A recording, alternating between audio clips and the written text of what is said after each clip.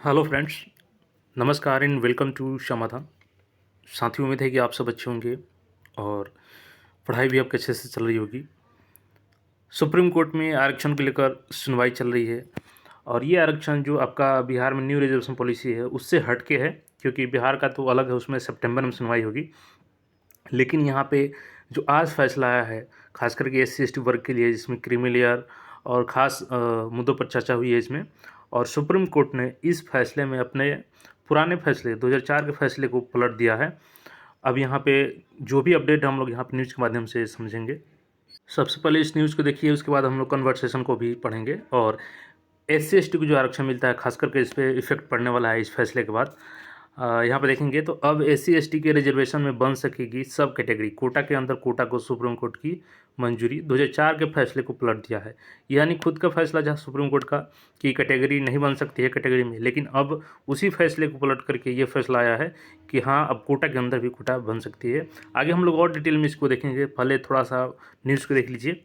Supreme court ने आज कोटा के अंदर कोटा को मंजूरी दे दी है। सुप्रीम कोर्ट को 7 न्यायाधीश की पीठ ने, यहाँ पर 7 जजों के बेंच ने फैसला दिया है और 6 के बहुमत से हुआ है। यानी 6 लोगों ने इस पक्ष में वोट दिया है और 1 इसके खिलाफ में वोट दिए हैं। तो पीठ ने कहा है कि अब अनुसूचित जनजातियों का उपवर्गीकरण अनुसूचित जाति श्रेणी के भीतर आर्थिक पिछड़े लोगों के लिए, अधिक पिछड़े लोगों के लिए कोटा प्रदान करने के लिए स्वीकार्य है। कोर्ट ने कहा कि किसी भी सब कैटेगरी को 100% आरक्षण नहीं दिया जा सकता है। आप इसका जीता जागता एग्जाम्पल देख सकेंगे बिहार में। बिहार में OBC पहले एक कैटेगरी है, तो OBC में केवल सबको एक ही में रखा जाता था, लेकिन बाद में बिहार सरकार ने कहा किया कि यहाँ पे OBC को BC और EBC में, यानी BC1 BC2 में कर दिया। तो उसमें सब कैटेगराइज कर दिया, यानी कि दोनों लोग को अलग अलग से एक ही आरक्षण में बंटवारा कर दिया गया कि आप इस लिमिट में आरक्षण ले सकते हैं, आप इस लिमिट में। और यहाँ पे ये भी कहना है सुप्रीम कोर्ट का कि अगर किसी कैटेगरी का सब कैटेगरी करते हैं, मान के चलिए कि जैसे कि OBC में 2 हो गया, BC1 BC2, तो ऐसा नहीं है कि केवल एक ही को, BC1 को 100% जितना आरक्षण था पहले से सब दे दिए और BC2 हटा दिया, ऐसा भी नहीं करना है। यानी कि SC ST में जो भी वर्गीकरण होगा, तो 2 ग्रुप इसमें बनेंगे, तो उसमें दोनों को अलग अलग से जिसकी जितनी आवश्यकता होगी उतना आरक्षण दिया जाएगा। यहाँ पर देखिए, सुप्रीम कोर्ट ने कहा कि अब अधिक पिछड़े लोगों के लिए अलग से कोटा प्रदान करना स्वीकार्य होगा। यानी कि अलग से इसमें कोटा अगर आप देना चाहते हैं, कोई भी राज्य सरकार, अगर उनको लगता है कि SC ग्रुप में ये कास्ट काफ़ी पिछड़ी हुई है और आरक्षण का लाभ इनको मिलना चाहिए, लेकिन जो विकसित हो चुके हैं ऑलरेडी उनको मिल रहा है, तो इसमें उनको अलग से सब कैटेगराइज कर सकती है। और सब कैटेगरी के लिए 100% का आरक्षण निर्धारित नहीं कर सकता है कोई राज्य, ये सुप्रीम कोर्ट का कहना है।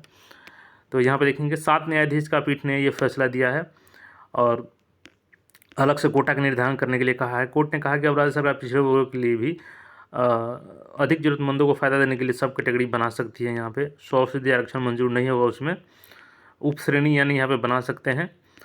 और CGI ने क्या कहा है इस पर देखिए, तो देखिए 6 जजों ने, CGI DY चंद्रचूड़ ने कहा कि 6 राय हैं।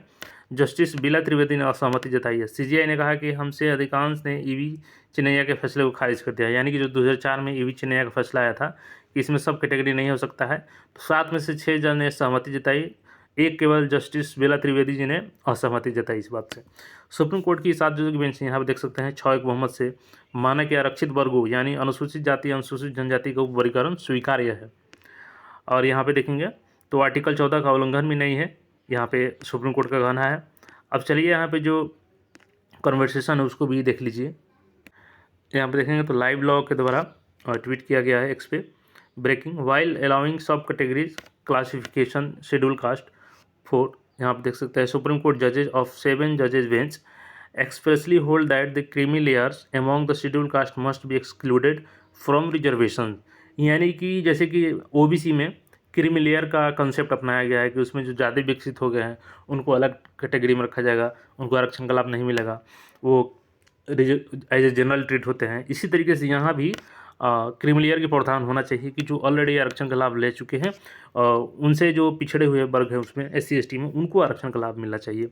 देखिए जस्टिस गवाई ने क्या कहा है, state must involve A policy to identify the creamy layer among the SC ST category and taken them out of the fold of affirmative action. This is the only way to gain the true equality.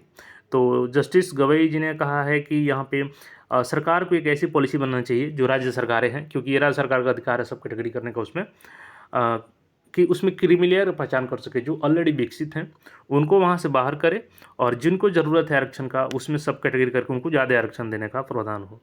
Justice Vikram Nath endorses this view, saying that the creamy layer principle as applicable to OBC also applies to SC। यानी यहाँ पे justice Vikram ji ने भी माना है कि जो OBC में क्रीमी लेयर का कंसेप्ट अपनाया गया है वो SC ST में भी अप्लाई करना चाहिए। जस्टिस पंकज मित्तल स्टेटेड, यहाँ पे है, reservation has to be only limited to the first generation. If any member of the first generation has reached a higher status through reservation, then the second generation should not be entitled to reservation। Justice Mittal, यानी इनका कहना है कि केवल first generation को आरक्षण का लाभ मिलना चाहिए। अगर ऑलरेडी रिजर्वेशन का लाभ लेकर के सेकेंड जनरेशन भी आगे बढ़ रही है तो ये इक्वलिटी इससे नहीं आ सकती है, जो पिछड़े हैं ऑलरेडी पिछले ही रहेंगे। Justice Satish Chandra Sharma agrees with the view of Justice Gavai that the issues of identification of creamy layer quota SC ST out we come constitutional imperative for the state. यानी कि इन्होंने भी जस्टिस सतीश चंद्रा जी ने भी एग्री किया है जस्टिस गवई जी के विचारों से कि यहाँ पे क्रीमी लेयर का प्रावधान होना चाहिए ताकि पहचान हो सके कि किसने आरक्षण का ज़्यादा लाभ लिया है और जो पिछड़े हैं अभी भी वो दबे कुचले हैं उनको आरक्षण का लाभ मिलना चाहिए। तो अब देखिए इससे क्या इफेक्ट होगा कि ये टोटली बिहार जो भी गवर्नमेंट्स हैं जैसे बिहार हो गई या अदर स्टेट की गवर्नमेंट हो गई तो उनको बोला गया है कि आप ऐसे अगर पॉलिसी बनाइए इसमें कि क्रीमी लेयर का पहचान कर सकें आपकी SC ST में जो भी ऑलरेडी डेवलप हो चुके हैं उनको उसमें सब कैटेगराइज कीजिए और जिनको ज़्यादा आरक्षण की जरूरत है उनको ज़्यादा देने का प्रावधान कीजिए। हालांकि ऐसा नहीं है कि बिल्कुल उनको आरक्षण नहीं मिलेगा और उनको दीजिए, लेकिन जिनको ज़्यादा ज़रूरत है उसमें सब कैटेगराइज करके दोनों को डिवाइड कर दीजिए आरक्षण को, ताकि वो भी इक्वल हो सके और इक्वलिटी आ सके। तो इस पर आपका क्या सोचना है कमेंट करके ज़रूर बताएं। बाकी जो 65% रिजर्वेशन है उस पर सितंबर में 10 तारीख को सुनवाई होगी। तो चैनल पर नए हैं तो चैनल को सब्सक्राइब करके जुटे रहें। फिर मिलेंगे नए अपडेट में। धन्यवाद।